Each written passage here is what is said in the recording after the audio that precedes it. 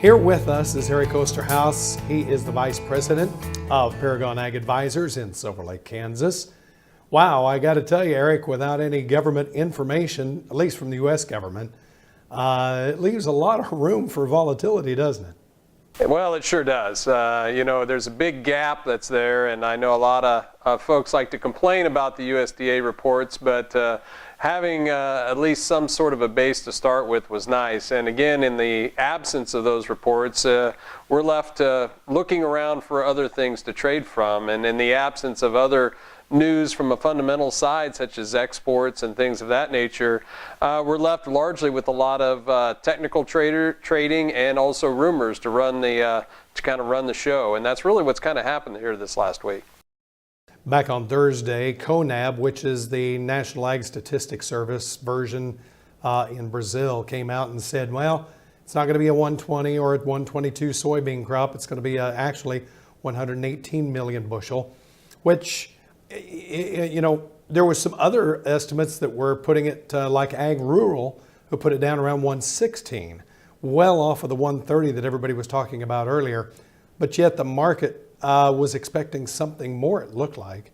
It really did, and it kind of coincided again with us bumping up against technical resistance on the chart side of the equation. So then when that CONAB number came out, I even heard and seen some numbers down in the 115 range. So a lot of folks were hoping or expecting to see something around 116. That 119 at the surface is still a friendly number, but it wasn't as friendly as what people hoped. And once again, in the absence of anything else, bumping up against technical resistance, it really looked like some profit taking took place, and just some of that end of the week squaring up, perhaps. One of the other things I found interesting in that was they also kind of leave a little more optimism for at least the first corn crop in Brazil, which I found interesting. While we're on the topic of government reports, we didn't have any report on Friday that we normally would have had. The WASDE report, the wheat production, the acres. There was so much information that was going to be released at that time, and of course we don't have that now. But what does the trade do now? Because we've got some of these private estimates that have been out there floating around. So you got to wonder, are we just going to build those private estimates into this market and then wait and see what happens when we finally do get the report, whether it's this month or maybe even in February? Well, the trade has to have something to work from. So in the meantime, yes, I do think you'll see more and more of these private reports coming out, people paying attention to them. I think, again, what a lot of folks will be looking for is to watch what basis is doing in the Gulf in particular, to see movement of grain. And everybody's going to try to read the tea leaves through all those different things, including the technical side of the equation, seeing what the market's trading. But in the absence of those reports, they have to base some of these decisions on something. So I think that's where they'll go. We haven't had any export sales numbers either, as far as the reports go. Excuse me. Is that really playing on a lot of what's going on in the livestock market, or do those reports really affect the livestock market that much?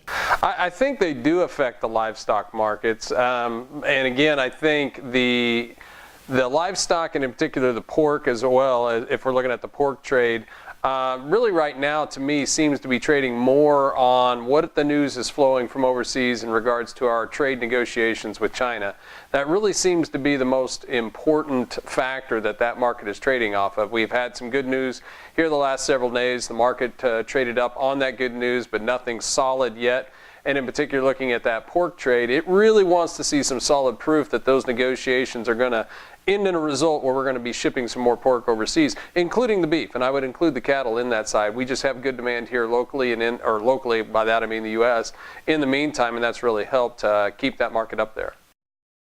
So did the livestock market basically see these talks inconclusive? I think all of them did so far.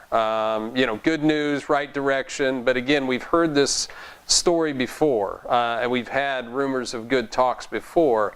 And like yelling, the little boy crying wolf, sooner or later, the wolf's got to show up. And so far, the wolf just hasn't showed up from those trade negotiations. No, it really hasn't. We've got about 45 seconds left here. Any thoughts going into next week? I think what folks need to look at for now, as we've talked before in a few equations, and especially looking at the charts here, is the traders seem to be trading the ranges. If they're looking to move physical sales, particularly in the grains, the top end of the range over the last 4 months seems to be a good opportunity. And as we trade down to the bottom end until we make a new low, it just seems like you need to hold off and wait for the market to rebound and wait for that news to come up. And I think that seems to be the process the trade's largely done in much of the grains, really the last 3 months. All right, Eric, thank you very much. Eric Osterhaus with the Paragon Ag Advisors in Silver Lake, Kansas here with us.